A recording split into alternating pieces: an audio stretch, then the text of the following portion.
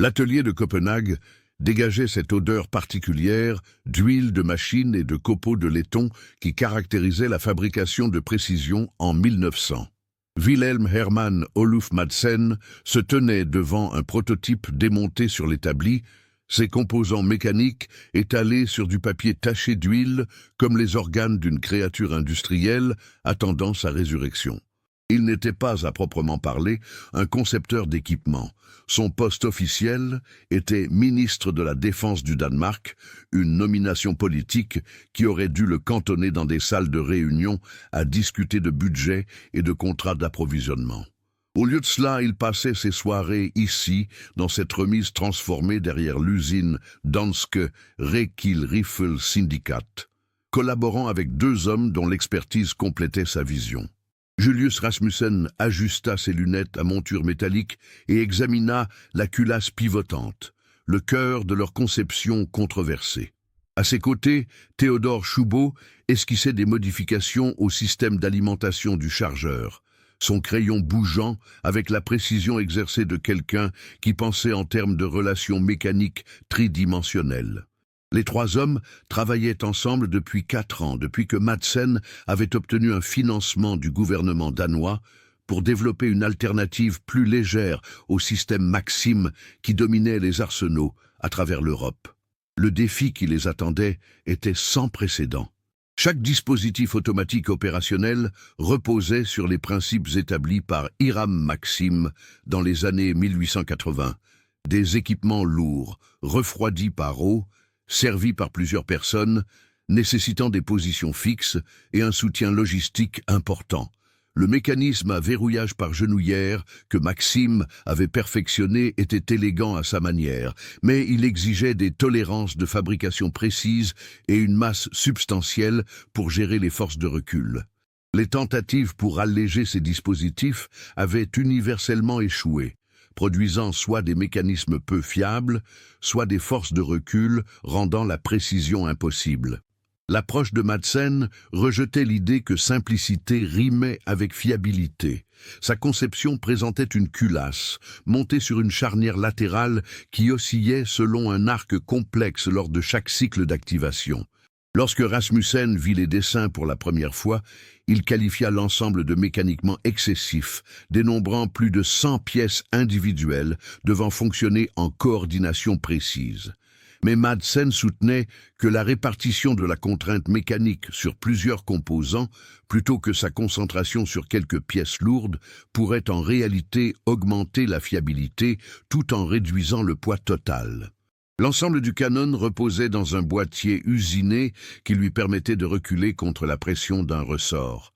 La culasse, positionnée au-dessus et à l'arrière, basculait vers le bas et l'avant lorsque le canon revenait en position, prélevant une cartouche dans le chargeur supérieur pour la chambrer. Lors de l'activation, le canon et la culasse reculaient ensemble sur environ 12 mm avant qu'une surface de came ne déverrouille le bloc, lui permettant de pivoter vers le bas et d'extraire l'étui usagé. Le cycle se répétait tant que la détente restait enfoncée et que les munitions provenaient du chargeur. Choubeau avait insisté sur le placement du chargeur sur le dessus, malgré les critiques des observateurs spécialisés. Les chargeurs montés en dessous semblaient plus intuitifs, suivant la conception des fusils existants, mais ils créaient des problèmes d'alimentation lorsque l'équipement était utilisé en position allongée. Le chargeur supérieur incurvé, assisté par la gravité, et positionné de manière à ne pas interférer avec les lignes de visée ou la garde au sol, paraissait maladroit jusqu'à ce que l'on considère les conditions réelles dans lesquelles l'infanterie emploierait l'objet. Le prototype actuel pesait 19 livres sans munitions, moins de la moitié du poids d'un système Maxim, mais suffisamment pour se stabiliser lors d'une utilisation automatique. Il l'avait testé 3 jours plus tôt sur le terrain d'essai à l'extérieur de Copenhague et les résultats avaient été à la fois encourageants et préoccupants. L'équipement avait fonctionné sur 300 cycles sans dysfonctionnement, démontrant une fiabilité mécanique qui surprit Madsen lui-même.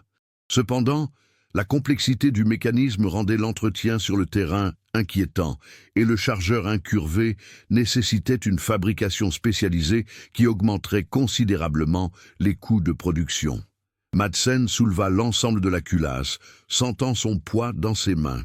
Le traitement thermique de l'acier était parfait, les tolérances d'usinage exactes, sa praticité en conditions réelles restait incertaine. Mais debout dans cet atelier, entouré des outils et des matériaux de l'ingénierie de précision, il était convaincu qu'ils avaient créé quelque chose de fondamentalement nouveau. Un outil qui se déplaçait avec l'infanterie plutôt que de l'ancrer à des positions fixes. Si des histoires comme celle-ci vous aident à voir comment l'ingénierie a discrètement façonné l'histoire, dites-nous dans les commentaires ce qui vous a surpris jusqu'à présent et restez avec nous pour le prochain chapitre. La pression vint de plusieurs directions simultanément, comme c'est toujours le cas lorsque l'innovation menace les modèles établis. Le comité d'approvisionnement du Danemark avait examiné la conception de Madsen et exprimé un scepticisme poli. Des officiers d'état-major, formés à des tactiques supposant que les dispositifs automatiques opèrent depuis des positions préparées, se demandaient si l'infanterie avait réellement besoin d'outils portatifs.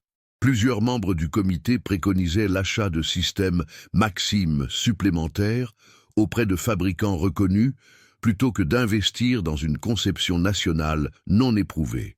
Les industriels internationaux pressentirent la menace potentielle.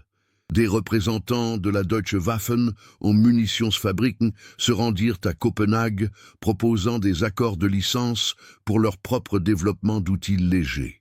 Les agents de la société Maxim suggérèrent que la capacité industrielle limitée du Danemark rendait la production nationale économiquement peu viable.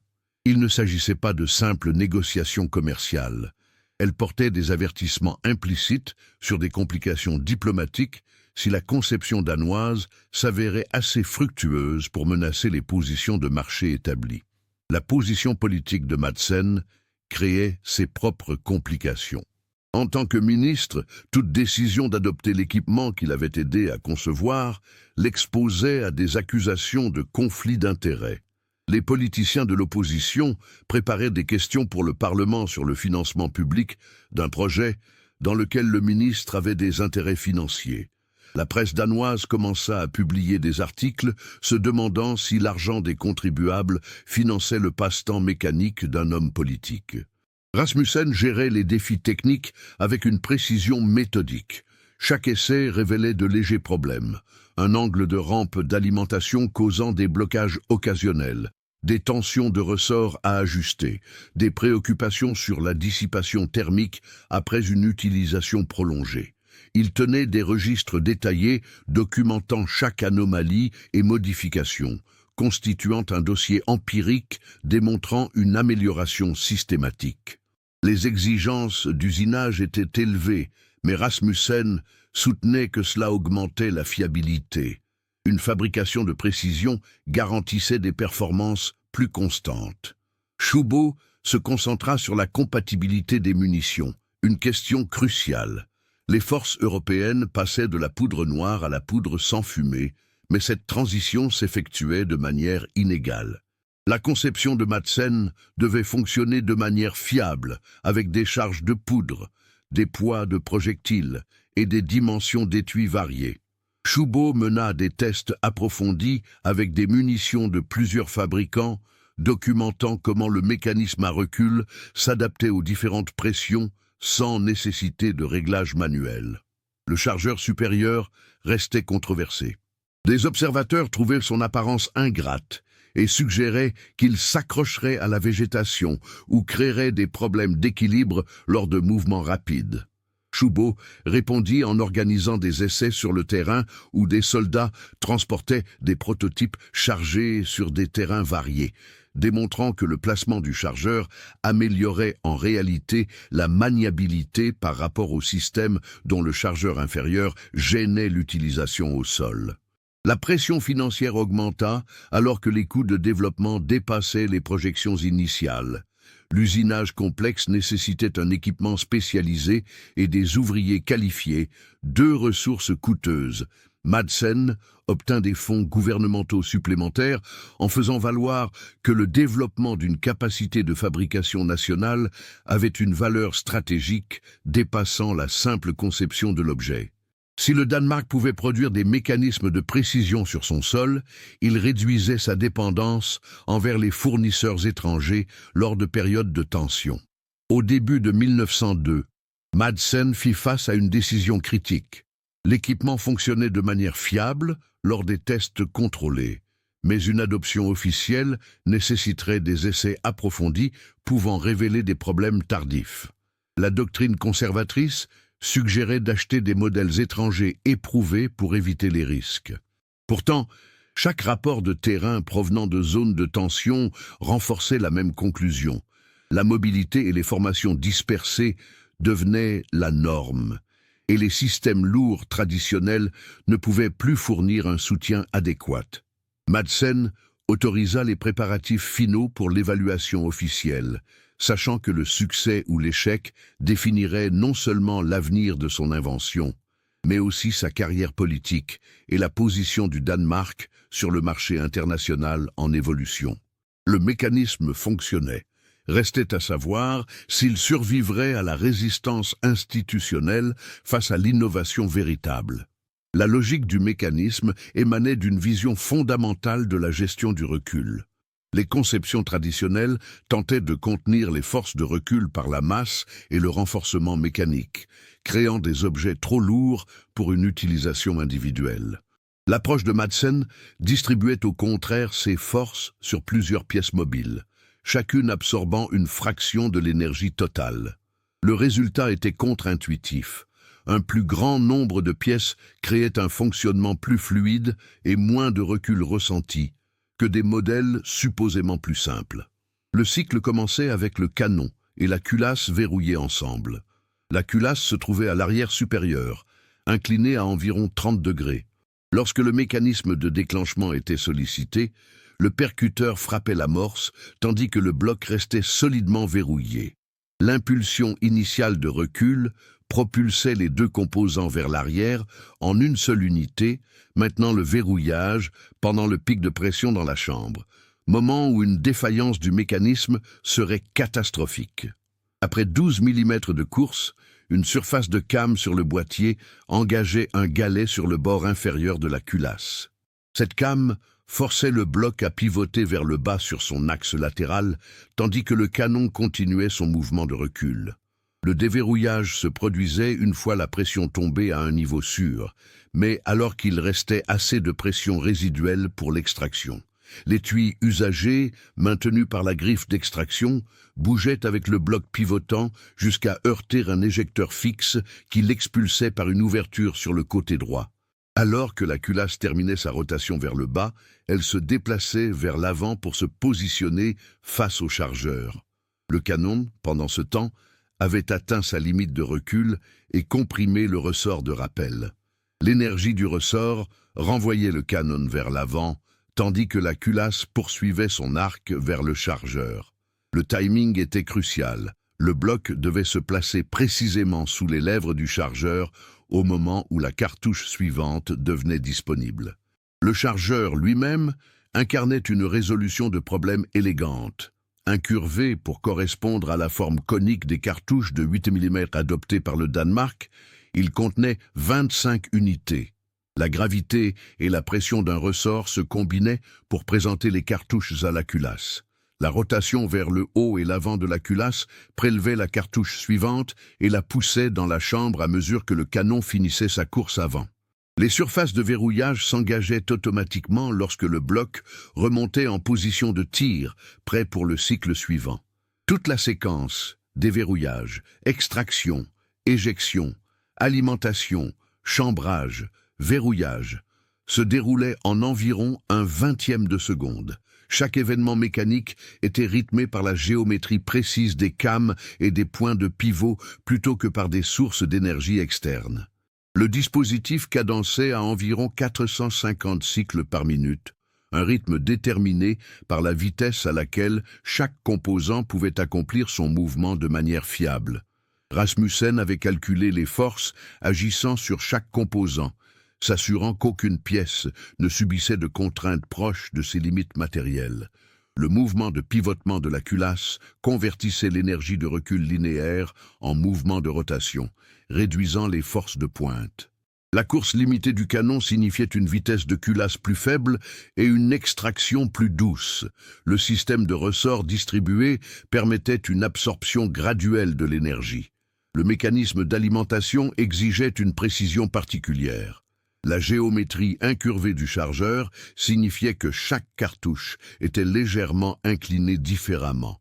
Chubut avait conçu des lèvres de chargeur avec des courbes complexes guidant les cartouches, quelle que soit leur position. La face de la culasse présentait des angles correspondants, compensant les désalignements mineurs, réduisant ainsi la précision extrême requise pour la fabrication des chargeurs, tout en maintenant une alimentation fiable. Le refroidissement était passif, mais efficace. La course de recul limitée du canon lui permettait de rester relativement stable, favorisant la circulation de l'air. La complexité de l'action offrait une surface de dissipation thermique plus importante que les modèles simples. Les tests de fonctionnement continu démontrèrent que le Madsen pouvait opérer sur 200 cycles consécutifs sans dégradation, ce qui suffisait pour des rôles de soutien où les séquences sont naturellement courtes. La logique mécanique était complète, prouvée par l'analyse mathématique et les tests empiriques. Chaque fonction découlait des contraintes de conception et des performances souhaitées. Pourtant, traduire cette logique en fiabilité sur le terrain nécessiterait une validation que seul le monde réel pouvait offrir. Pensez-vous que ce choix de conception était inévitable ou un pari risqué à l'époque? Partagez votre avis dans les commentaires et transmettez cette histoire à quelqu'un qui aime comprendre le fonctionnement réel des choses. Les essais sur le terrain commencèrent en mars 1902 au centre d'expérimentation de Herrens Materielgård. Le comité d'évaluation comprenait des officiers, des spécialistes de l'armement et des observateurs étrangers issus de nations alliées. Leur mandat était vaste, évaluer la fiabilité, l'entretien, la durabilité et l'utilité tactique dans des scénarios allant des positions défensives au soutien de l'infanterie en mouvement. La première semaine fut consacrée aux mesures de performance de base. Utilisés depuis des positions fixes par des opérateurs entraînés, les prototypes Madsen se montrèrent réguliers. La précision à 300 mètres s'avéra adéquate pour la suppression de zones. Les tests de consommation de munitions confirmèrent que le chargeur de 25 unités permettait environ 3 secondes d'utilisation continue, nécessitant des rechargements fréquents mais favorisant une meilleure discipline par rapport aux systèmes alimentés par bande. Les procédures d'entretien révélèrent le défi majeur de la conception. Un démontage complet pour le nettoyage nécessitait de retirer l'ensemble de la culasse, ce qui impliquait d'extraire l'axe de pivot latéral. Le remontage exigeait une attention particulière à l'orientation des composants. Plusieurs soldats débutants éprouvèrent des difficultés, menant les évaluateurs à douter de la praticité de l'entretien sous le stress d'une intervention. Rasmussen répondit en créant des protocoles simplifiés axés sur les points de défaillance les plus courants, réservant le démontage complet aux spécialistes. Les tests environnementaux introduisirent des variables contrôlées. Les équipements furent délibérément exposés au sable, à la boue, à la pluie et à des températures extrêmes avant d'être utilisés sans nettoyage. Les résultats furent mitigés. La complexité du mécanisme offrait plus de surface où la contamination pouvait interférer, mais la conception distribuée signifiait qu'une contamination partielle causait rarement une panne totale. Un Madsen encrassé pouvait subir des problèmes d'alimentation occasionnels, mais se bloquait rarement complètement. À l'inverse, les modèles plus simples avaient tendance soit à fonctionner parfaitement, soit à tomber en panne de façon irrémédiable. Les performances du chargeur supérieur dépassèrent les attentes à certains égards. Les soldats utilisant l'équipement au sol apprécièrent que le chargeur ne gêne pas la garde au sol. Cependant, Le rechargement en position allongée s'avéra délicat, obligeant l'utilisateur à se soulever légèrement. La géométrie du chargeur, bien qu'efficace, nécessitait une fabrication spécialisée qui pourrait compliquer la logistique si d'autres nations adoptaient l'outil. Les tests d'utilisation prolongée poussèrent les mécanismes vers leurs limites thermiques. Après une utilisation intensive de 500 cycles en environ 11 minutes, le canon montrait une décoloration due à la chaleur et les tolérances s'étaient relâchées par expansion thermique. Laisser l'équipement refroidir pendant 30 minutes restaurait le fonctionnement normal, suggérant qu'une utilisation par séquence brève, avec des pauses, éviterait les problèmes thermiques. Les tests de durabilité inclurent des mauvais traitements délibérés. Les outils furent lâchés de hauteurs importantes et soumis à des impacts répétés. Le mécanisme complexe se montra étonnamment résistant. Si certains composants pliaient parfois sous un stress extrême, la conception répartie permettait que l'endommagement d'une pièce ne rende pas tout l'ensemble inopérant. Les réparations sur le terrain s'avérèrent réalisables avec du personnel formé. Les tests comparatifs apportèrent un éclairage précieux. Un système Maxim offrait une meilleure performance en utilisation continue, mais nécessitait 3 personnes et pesait 5 fois plus que le Madsen.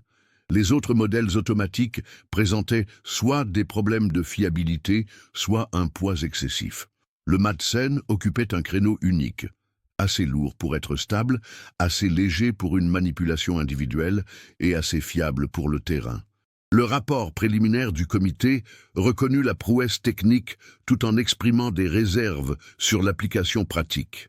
L'équipement fonctionnait comme prévu et offrait des capacités tactiques inédites. Cependant, la complexité de fabrication limiterait la capacité de production et les exigences d'entretien dépassaient celles des outils standards. Le projet comportait des risques que l'achat de modèles établis permettrait d'éviter. Madsen reçut le rapport avec des sentiments partagés. La validation technique satisfaisait l'ingénieur, mais l'acceptation institutionnelle restait incertaine. L'avenir de l'invention ne dépendrait pas de ses performances mécaniques, mais de la capacité des doctrines à s'adapter à des capacités que les cadres tactiques existants n'avaient pas anticipées. La curiosité finale qui définirait l'héritage du Madsen fut découverte non pas lors du développement initial, mais progressivement au cours de décennies d'utilisation sur divers terrains. En 1910, plus de 30 nations avaient acquis des dispositifs Madsen, des grandes puissances comme la Russie aux États plus petits, comme le Brésil et le Mexique. Chacun employait l'équipement dans des conditions que les concepteurs danois n'avaient jamais prévues. Le modèle qui émergea fut à la fois inattendu et révélateur.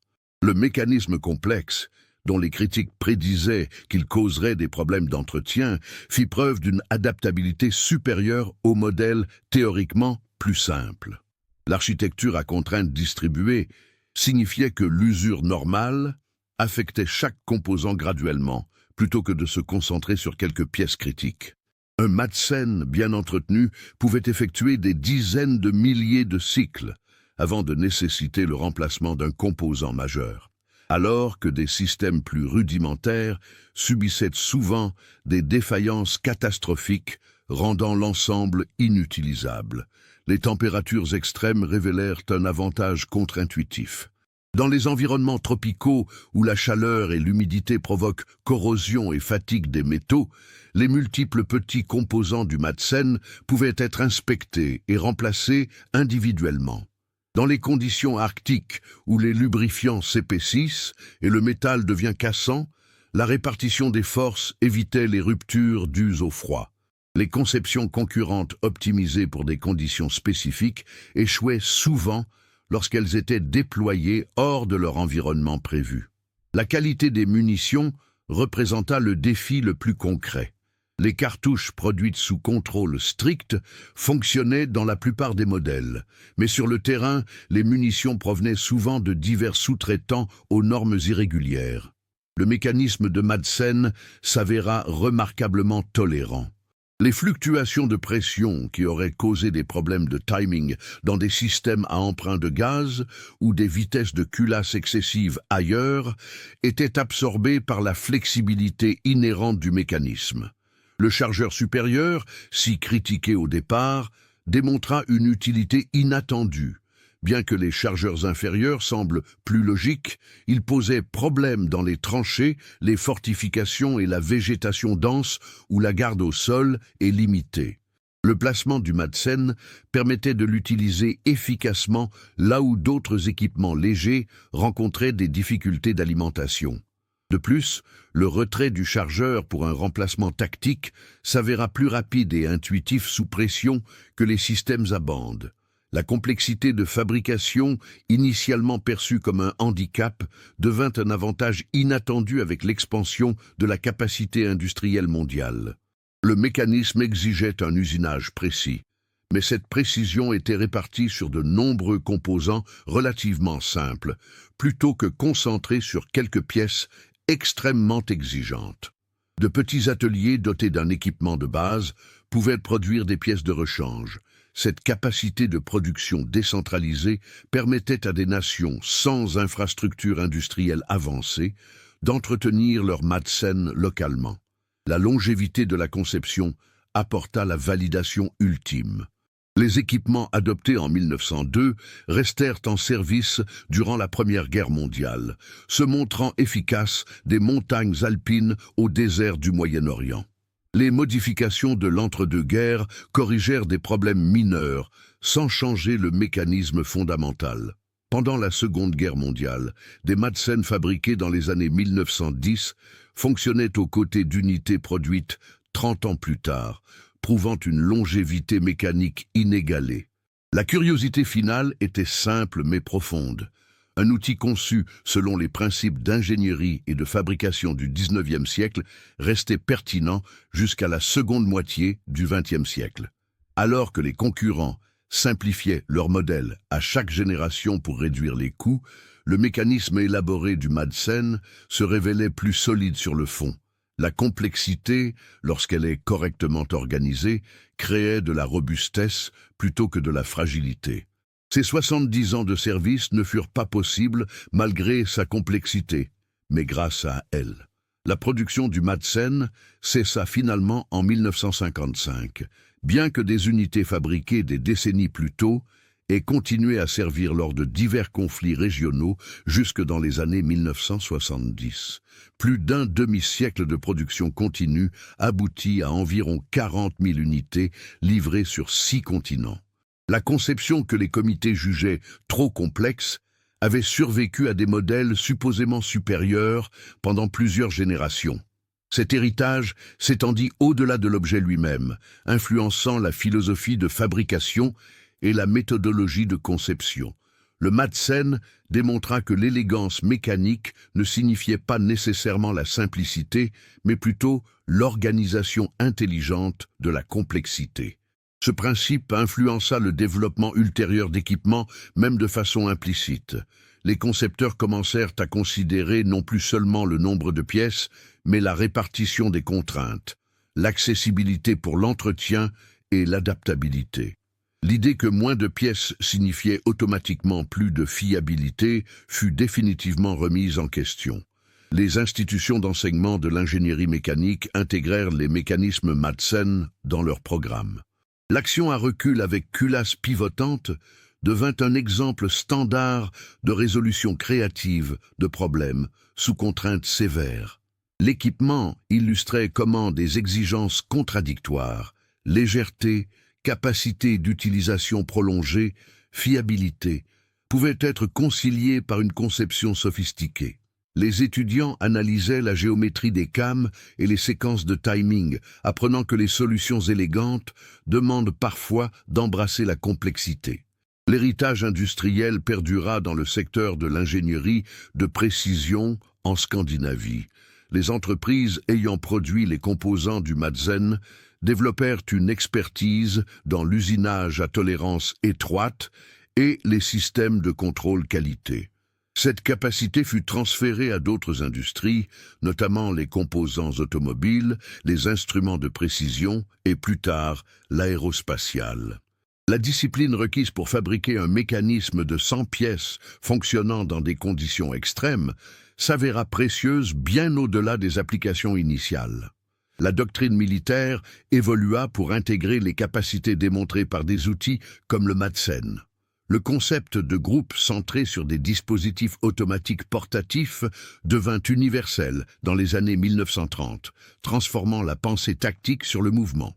Bien que d'autres modèles aient fini par remplacer le Madsen, les exigences qu'il avait validées, utilisation individuelle, mobilité tactique, devinrent les attentes de base pour l'infanterie.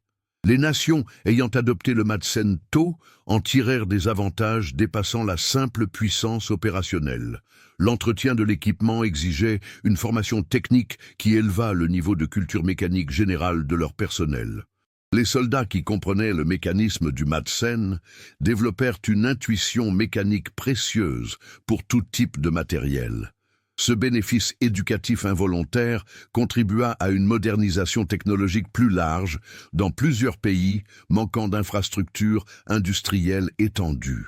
Les dernières séries de production dans les années 1950 intégraient des modifications mineures basées sur 50 ans d'expérience, mais le mécanisme fondamental restait inchangé par rapport au modèle de 1902.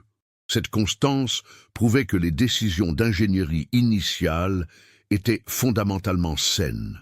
Alors que d'autres équipements passaient par de multiples générations de révisions pour corriger des défauts, la conception centrale du Madsen ne nécessita que des raffinements progressifs. L'importance ultime de ce dispositif ne réside pas dans les statistiques de production, mais dans ce qu'il a prouvé sur la méthodologie de l'ingénierie. Wilhelm Madsen, Julius Rasmussen et Theodor Skoubo avaient créé quelque chose qui contredisait les hypothèses dominantes sur la conception mécanique.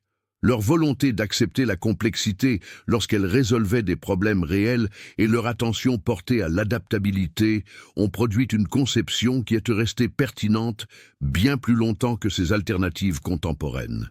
À Copenhague aujourd'hui, on peut visiter le musée Tøjhusmuseet où les premiers prototypes Madsen reposent dans des vitrines. Ces mécanismes, vieux de plus d'un siècle, témoignent encore de l'usinage de précision et de la pensée profonde qui ont caractérisé leur création. Ils représentent un moment particulier de l'histoire de l'ingénierie où la réflexion créative a produit des solutions transcendant leur contexte immédiat, offrant des leçons qui restent d'actualité alors que les nouvelles technologies créent de nouvelles contraintes. Si vous appréciez les histoires calmes et réelles sur la façon dont l'ingénierie a façonné le monde, abonnez-vous à la chaîne, laissez un j'aime et dites-nous depuis quel pays vous nous regardez.